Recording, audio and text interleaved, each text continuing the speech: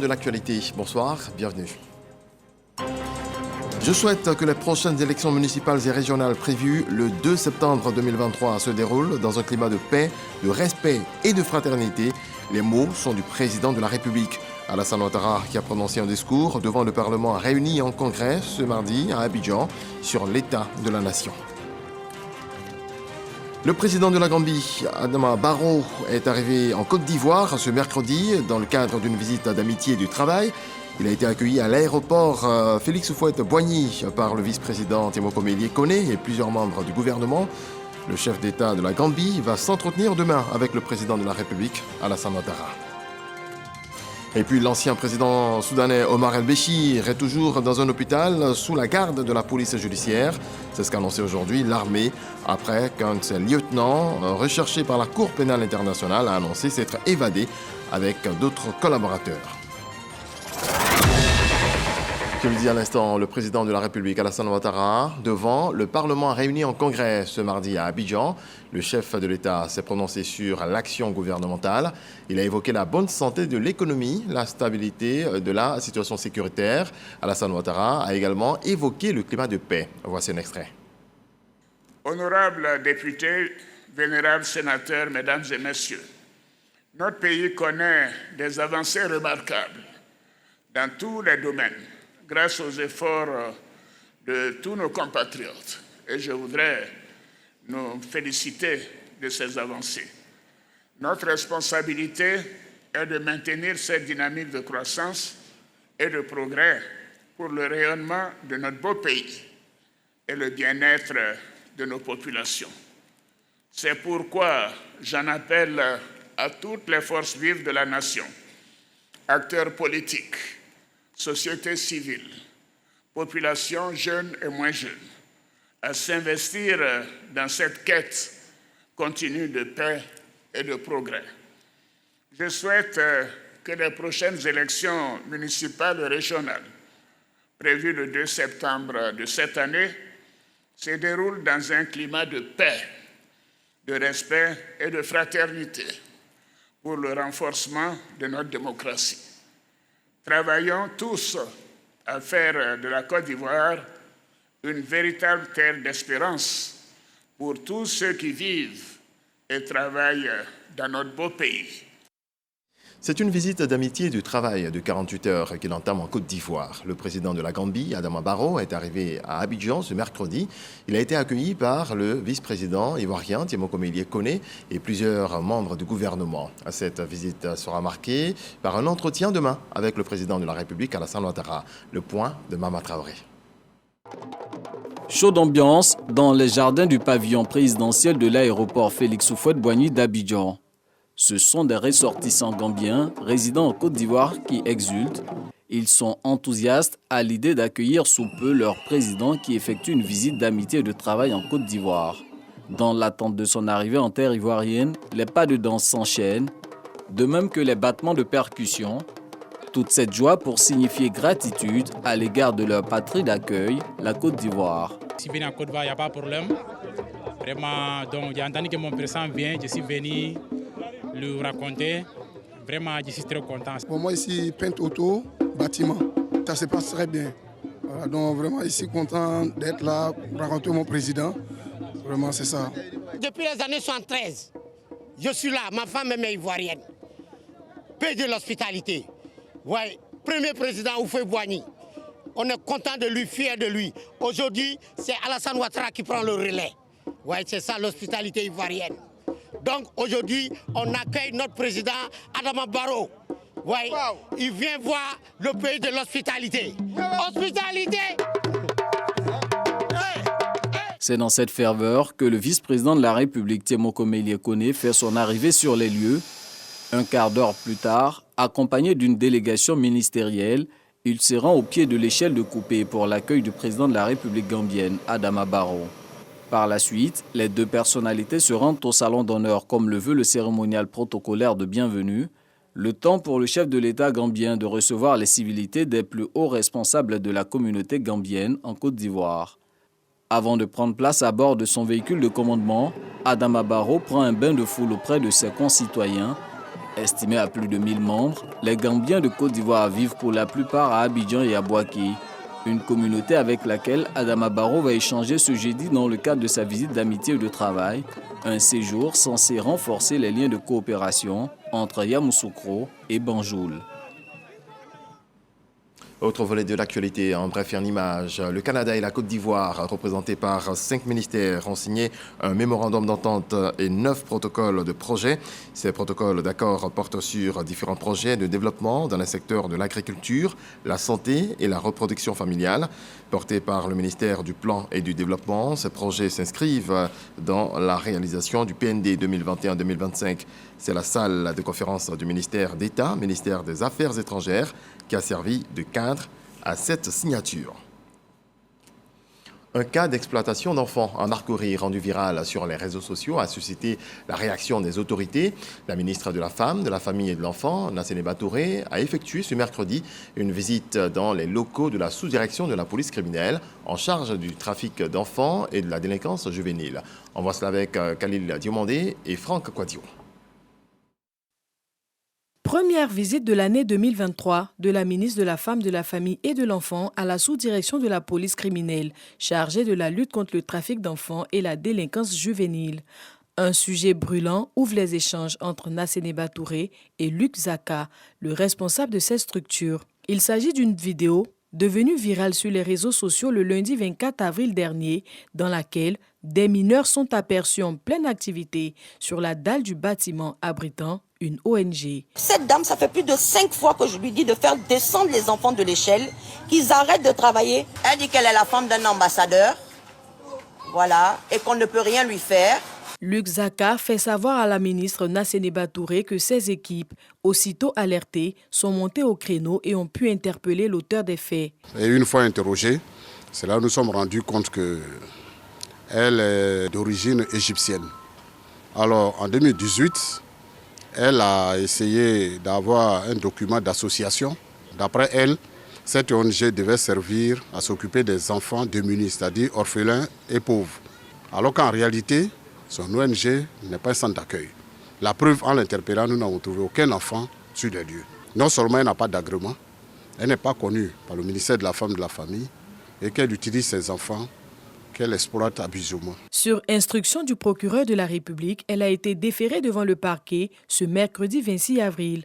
À la suite de l'entretien, Nassénéba Touré est allée à la rencontre de certains mineurs retirés des rues.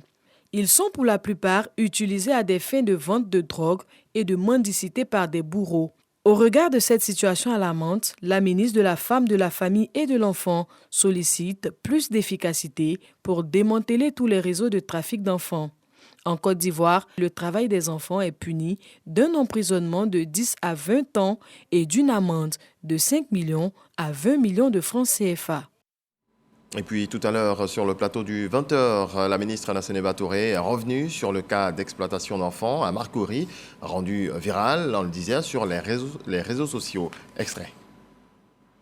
Je voudrais d'entrée vous remercier pour l'opportunité que vous nous donnez de nous exprimer sur ce sujet brûlant aujourd'hui. Vous avez vu cette vidéo qui est devenue virale sur les réseaux et automatiquement, quand le ministère a fait le constat, nous avons demandé à la sous-direction de la police criminelle en charge de la délinquance juvénile et de la protection des enfants de diligenter une enquête pour voir, de s'enquérir exactement de la situation à Marcory. Alors, ils sont allés au retour, il s'est avéré que c'était purement et simplement l'exploitation d'enfants par une personne adulte.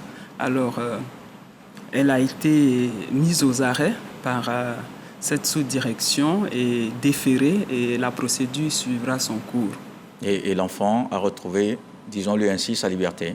Bien sûr, mais quand nous sommes allés dans la soi-disant ONG, il n'y avait même pas d'enfants. Donc, ils sont utilisés peut-être dans la journée parce que ce sont des orphelins, ce sont des enfants vulnérables dans les quartiers, dans les bas quartiers. Bon, contre un repas ou quelque chose, ils peuvent être utilisés pour ce genre de travail. Et il est vraiment temps que les populations ivoiriennes comprennent que le travail des enfants, la traite des enfants, l'exploitation des enfants est interdit et puni par le Code pénal à son article 3 et aussi par la Constitution ivoirienne. Je voudrais que toutes les populations vivant sur le sol ivoirien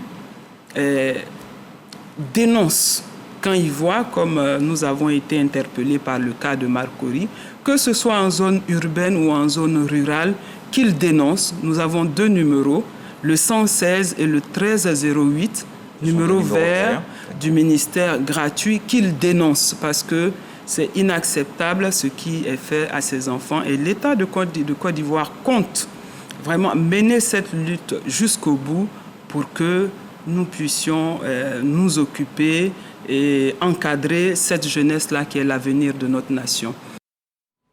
Rendons-nous à une autre échelle avec la lutte contre la traite des personnes. À la conférence régionale des États membres de la CEDEAO sur la traite des êtres humains en Sierra Leone, la ministre Miss Belmondo Dogo a présenté les actions menées par le gouvernement ivoirien. On voit cela avec Michel Mambo Sogodogo, notre envoyé spécial.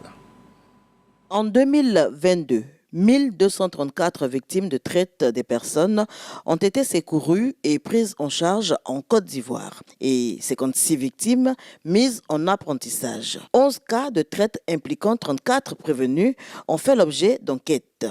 Les chiffres font également état de 49 trafiquants poursuivis pour traite de personnes, dont 48 condamnés. En Côte d'Ivoire, la lutte contre la traite des personnes est une question essentielle. C'est une thématique qui est portée par la présidence, puisqu'elle est portée par le Conseil national de sécurité. Ensuite, portée aussi au niveau des enfants par la première dame. Et finalement, je dirais par le ministère de la Solidarité, mais qui en son sein un comité ministériel, le comité national de la lutte contre la traite des personnes, dont le président est le Premier ministre. Donc c'est une thématique importante. Les travaux en commission institués dans le cadre de la conférence régionale des États membres de la CEDEAO sur la traite des êtres humains étaient l'occasion pour la ministre de la Solidarité et de la lutte contre la pauvreté, Miss Belmondo Dogo, de présenter les actions menées par le gouvernement ivoirien en la matière. En Côte d'Ivoire, nous avons pu introduire la formation des agents de police à l'école de police sur la thématique de la traite des personnes. Nous travaillons à ce que cela se fasse aussi dans les écoles pour que l'enfant, dès son plus jeune âge, sache que cette thématique-là existe, que c'est quelque chose à combattre et que c'est un fléau qui décime l'humanité. Sensibilisation et formation dans les établissements scolaires de l'éducation nationale, mais également à l'École nationale de police, à l'Institut national de formation sociale et à l'Institut national de formation judiciaire. Des acquis qui certainement feront école. Ici en Sierra Leone, on a fait beaucoup de choses. D'apprendre que la Côte d'Ivoire, déjà au niveau des écoles, vous avez commencé une éducation civique sur cette fléau-là. Ça, c'est très intéressant. Je pense qu'on a beaucoup à apprendre de cette expérience-là. Les actions en Côte d'Ivoire se poursuivent selon la ministre de la Solidarité en vue du renforcement du cadre juridique, de la prise en charge et de la resocialisation des victimes. L'harmonisation des plans d'action à travers la CEDEAO s'avère donc capitale. La Côte d'Ivoire a présenté son plan d'action et la Côte d'Ivoire a aussi adopté la feuille de route. Et dans cette adoption, nous avons relevé des éléments qui pour nous sont importants, tout en alignant cette feuille de route-là sur les 4 P qui sont la prévention, la protection des victimes, la poursuite et le partenariat. Il nous faut une synergie d'action de tous les pays pour pouvoir endiguer ce fléau-là, parce qu'un seul pays ne peut pas lutter contre la traite des personnes. En plus des 15 États membres de la CEDEAO, la Mauritanie et l'Algérie prenaient part à ces travaux. On en vient à ce communiqué du protocole d'État. Il est rendu par Abou Sanogo. Les personnalités, centrales syndicales et organisations professionnelles ci-après sont conviées à la cérémonie de célébration de la fête du travail le lundi 1er mai 2023 à 14h dans l'enceinte de la primature sise au plateau en présence de M. Patrick Hachi, Premier ministre, chef du gouvernement. Ce sont Madame et Messieurs les ministres d'État, Mesdames et messieurs les ministres, Madame et messieurs les ministres, gouverneurs des districts autonomes, Monsieur le directeur de cabinet du Premier ministre, Monsieur le secrétaire général du gouvernement, Monsieur le vice-doyen du corps diplomatique, Monsieur le coordonnateur résident du système opérationnel des Nations Unies, Madame la représentante résidente du programme des Nations Unies pour le développement, Monsieur le représentant résident du Bureau international du travail, Monsieur le directeur de cabinet adjoint du Premier ministre, Madame le chef de cabinet du Premier ministre, Mesdames et Messieurs les conseillers et conseillers techniques à la primature, Monsieur le préfet d'Abidjan, Messieurs les maires du district autonome d'Abidjan, Monsieur le directeur du cabinet du ministre de l'Emploi et de la Protection sociale, Monsieur le président de l'Académie des sciences, des arts, des cultures d'Afrique et des diasporas africaines, Madame la présidente du Conseil national des droits de l'homme de Côte d'Ivoire, Messieurs les présidents des autorités de régulation,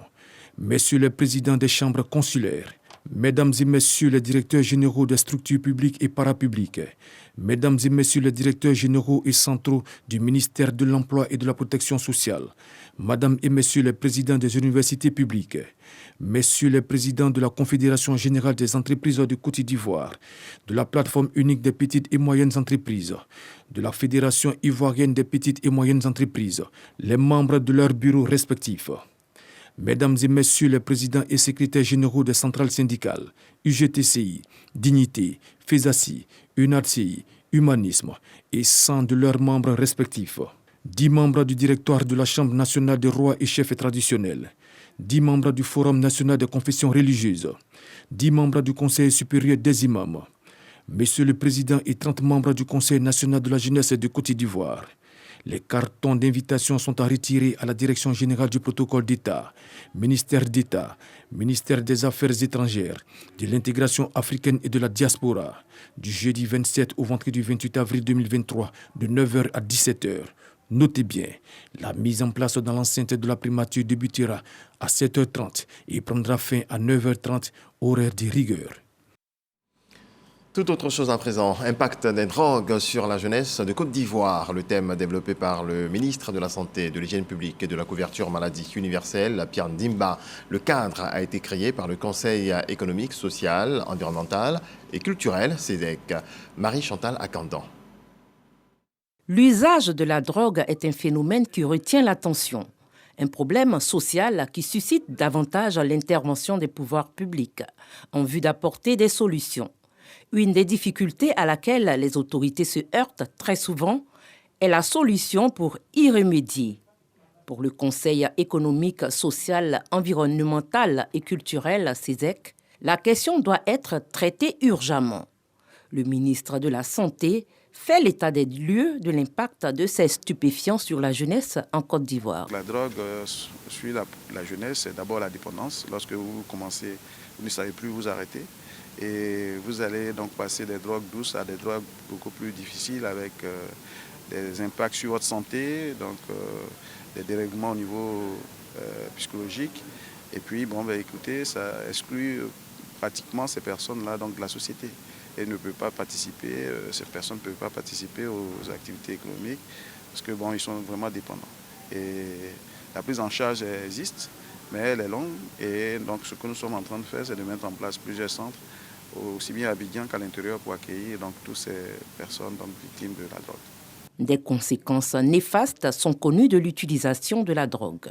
Le ministre de la Santé fait un plaidoyer à l'endroit du CESEC pour son appui et son accompagnement dans la politique de guerre contre la drogue. À l'entame de cette rencontre, le président du CESEC, Eugène Aka-Awele, a relevé l'importance du sujet sur la drogue pour mieux orienter les réflexions en commission. Il est nécessaire de relever que le CESEC, dans son rapport sur jeunesse et drogue, a souligné l'urgence d'aller au-delà du dispositif de lutte contre le trafic de drogue pour apprécier les causes de l'intérêt que les jeunes portent à la drogue, les aspects relatifs à la production, à l'importation, à la circulation et bien entendu à la consommation de ces substances, sans perdre de vue la question centrale de la prise en charge de toxicomanie. Cette conférence a permis de mettre en lumière les enjeux majeurs et les défis à relever en Côte d'Ivoire sur la problématique de l'impact de la drogue sur la jeunesse. Le CESEC, en tant que chambre consultative, s'est dit mieux outillé pour émettre des avis pertinents et trouver des réponses adéquates et durables. 36 nouveaux manuels scolaires destinés aux cours élémentaires CE et cours moyens CM sont en ce moment pensés à Yamoussoukro. La ministre de l'Éducation nationale et de l'alphabétisation, Maria Toukone, a procédé au lancement officiel des travaux. Kader Sogodogo. CAFOP supérieur de Yamoussoukro, Maria Toukone, ministre de l'Éducation nationale et de l'alphabétisation, à la tête de 100 experts des questions d'éducation, lance officiellement les travaux de l'écriture de 36 nouveaux manuels scolaires pour les niveaux cours élémentaires, CE, et cours moyens, CM. Un renouvellement qui ne s'est pas effectué depuis l'année 2000, soit 23 ans. Le gouvernement ivoirien, dans son ambitieux programme de gratuité de l'école, tient là une corde bien ferme. Le gouvernement met à la disposition des services techniques les moyens de produire des manuels adaptés au programme scolaire en vigueur afin d'améliorer les conditions d'apprentissage et les performances de nos élèves. Il s'agit encore une fois de continuer à affirmer la volonté du Premier ministre, M. Jérôme Patrick Achi, et du Président de la République, son Excellence, M. Alassane Ouattara, volonté de faire rayonner notre système éducatif. Le processus consiste à écrire des contenus, les évaluer, procéder à leur implémentation sur le terrain avant la validation.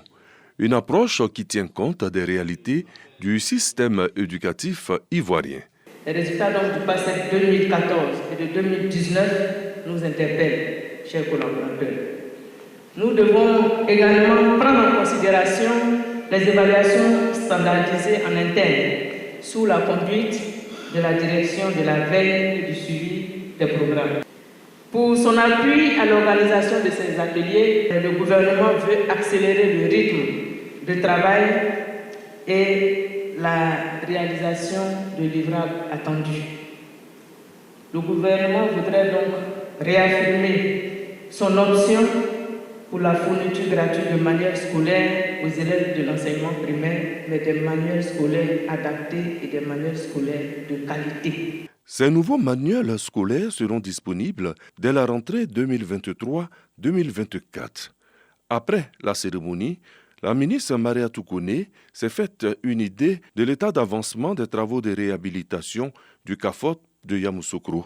Elle a regagné par la suite Abidjan. Signature de partenariat entre le Conseil Café Cacao et le chocolatier américain The Hershey Company ce lundi à Abidjan. Dans le contenu, il s'agira notamment de doter des producteurs de cacao de subventions allant jusqu'à 360 000 francs CFA chaque année. Les détails de Jean-Louis Gmambo.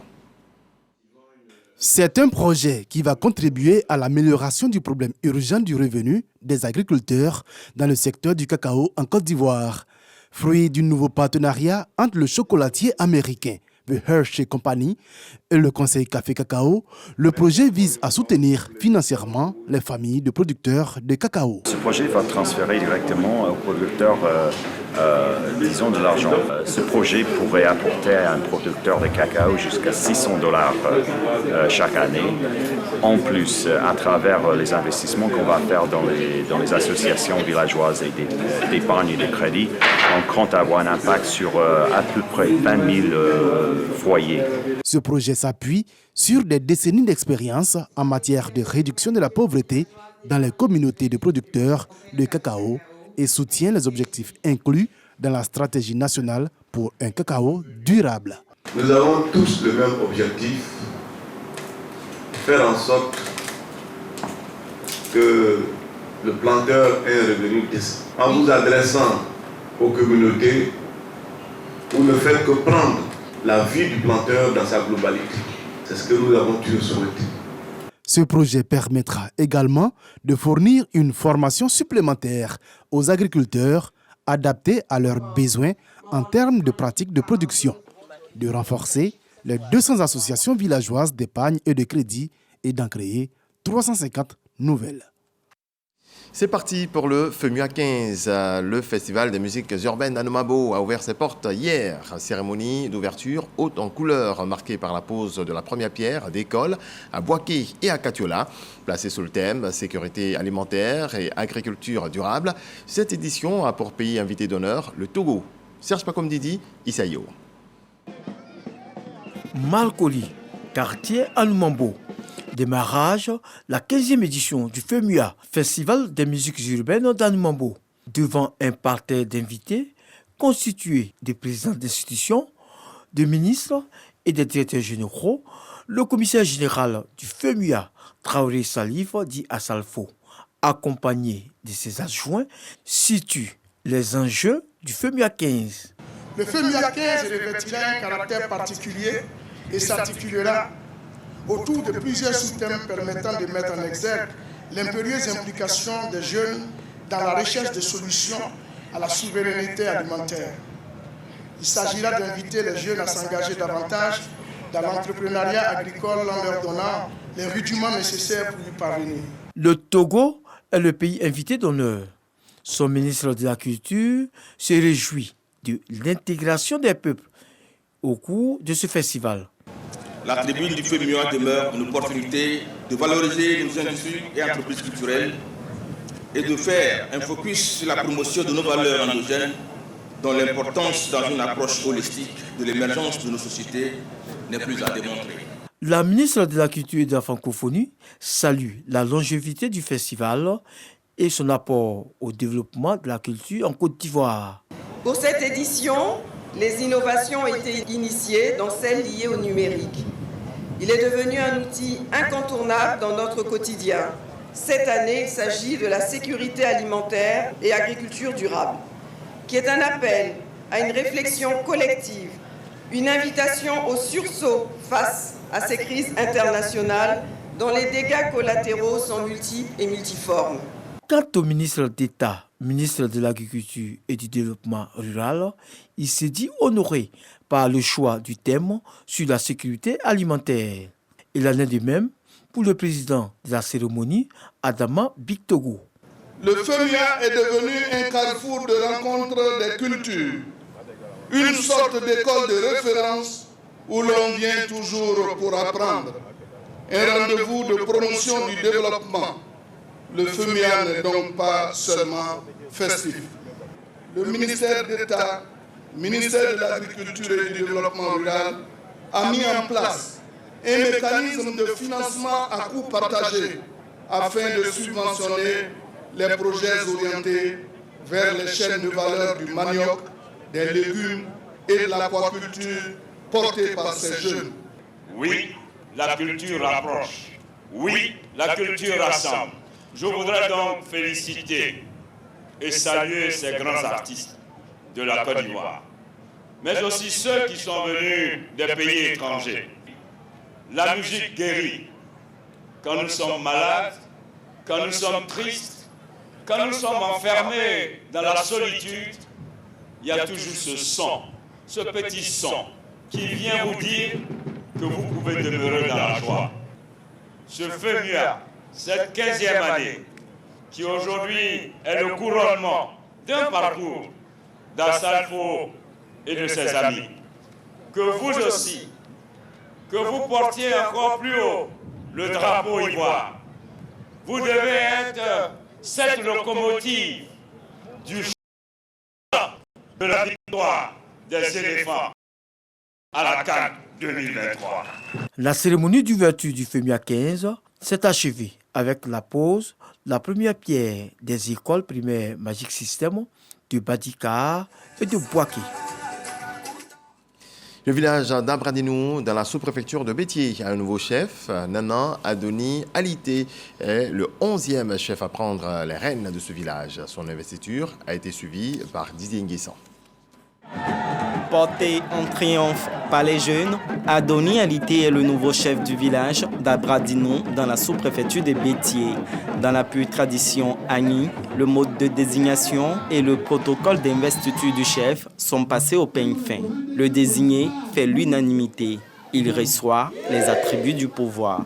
Vient ensuite l'administration publique, représentée par le préfet de Bétié, Tinatou. Elle lit l'arrêté de nomination avant de le lui remettre. Broaka Pascal, 4 d'Abradinou, a retracé l'histoire du village depuis sa création à nos jours. Des actions de développement de ces dernières décennies. En 2014, le président nous a offert un bac qui nous a reliés au département d'Azobri. En 2020, sur l'instruction personnelle du président de la République, Abradinou a été connecté au réseau électrique national et depuis cette année 2023, le village est doté d'un collège flambant neuf. Des actions de développement pour la poursuite desquelles il a exhorté la population à faire bloc autour du nouveau chef. Quant au patron de la cérémonie, Aka Awele, il a invité le chef à être un homme de mesure. Le chef est celui qui fait la jonction entre le passé d'un peuple, le présent qu'il veut assumer et la volonté de ce peuple de s'inscrire dans un futur de certitude. Et aujourd'hui, ce futur s'appelle à titre principal le développement. Le chef étant aussi celui qui doit préserver la dignité de son peuple, tout en lui permettant de saisir toutes les opportunités qu'offre le modernisme, en n'oubliant pas qu'aujourd'hui, la dignité d'un peuple s'affirme aussi par son niveau de développement économique. Nana Adoni Alité est le 11e chef d'Abradinou. Son investiture met fin à un intérim mis en place depuis 2019.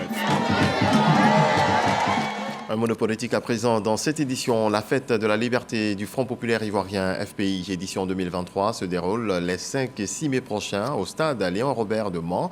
C'est dans la région du Tonkpi. L'annonce a fait l'objet d'une conférence de presse. Souleymane Donesangou, Abou Sanogo. Le secrétaire général du Front populaire ivoirien Isiaka Sangaré face à la presse au siège de son parti. C'est dans un contexte de remobilisation des troupes eu égard aux enjeux électoraux que le secrétaire général du parti annonce les couleurs de la fête de la liberté. La fête de la liberté, c'est un autre moment fort de notre mobilisation pour pouvoir gagner des circonscriptions dans cette région qui a un attachement très fort aussi, je suis censé de le dire, avec notre parti. C'est la commémoration d'un événement important pour ces dernières années de notre jeune démocratie qui est en train de se déployer progressivement. La fête de la liberté reste essentielle pour le parti. En ce qui concerne la qualité des rapports avec le RHDP, Isiaka Sangaré apporte des précisions. Au nom de la quête républicaine, au nom de la cohésion, au nom de la réconciliation, qui fonde principalement cette alliance-là, il y a des questions qui peuvent être abordées. Mais dans l'immédiat, j'aimerais qu'on s'en tienne à ce qui est. Le fil de la communication n'est pas coupé entre la haute direction du Front populaire ivoirien et la haute direction du RHDP. L'édition 2023 de la Fête de la Liberté démarre le 5 mai prochain au stade Léon Robert de Mans. Plus de 30 000 militants sont attendus. Dans le reste de l'actualité, en bref et en images, au Soudan, un ancien responsable, Sow Omar El-Béchir, recherché pour crimes contre l'humanité, a annoncé s'être enfui de prison en compagnie d'autres ex-collaborateurs dans ce pays en plein chaos. Selon l'armée, l'ex-président déchu, Omar El-Béchir, ne s'est pas enfui avec ses lieutenants car il est actuellement dans un hôpital. L'armée assure que 4 autres militaires accusés pour le 30 juin, le coup d'État de Béchir en 1989, se trouvent également à l'hôpital Alia des forces armées depuis avant le début des combats le 15 avril entre les deux généraux au pouvoir à Khartoum. Point final, excellente nuit à vous tous, Dieu nous garde, on se retrouve demain dès 6h30. Bonsoir.